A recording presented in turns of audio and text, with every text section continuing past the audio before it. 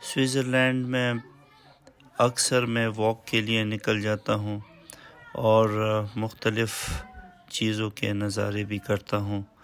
آج میری نظر سے تھرمل ایئر شپ گزرا جس نے مجھے کافی حیران کیا، کیونکہ میں نے پہلی مرتبہ اس کا تجربہ دیکھا ہے اور میں عنقریب تھرمل ایئر شپ میں انشاءاللہ ایک زبردست تجربہ حاصل کرنے کے لیے بیٹھوں گا۔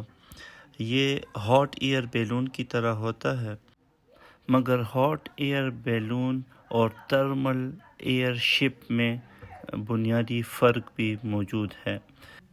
ہاٹ ایئر بیلون میں آگ جلائی جاتی ہے اور وہ اسٹیم پیدا کرتی ہے۔ وہ اسٹیم جب اوپر کی طرف جاتی ہے تو لوگ بھی اس کے ساتھ ہوا میں اڑتے ہیں، اور جبکہ تھرمل ایئر شپ میں دوسرے جہازوں کی طرح انجن فکس ہوتے ہیں اور اس کے پروپیلرز ہوا کی مدد سے اس کو چلاتے ہیں۔ اس کو دیکھنے میں بھی بہت مزہ آتا ہے اور اس بیلون کے نیچے لوگ بیٹھ کر نظارے کرتے ہیں۔ انشاءاللہ میں عنقریب یہ رائڈ لوں گا، اور سوئٹزرلینڈ میں واک کا اپنا ہی مزہ ہے۔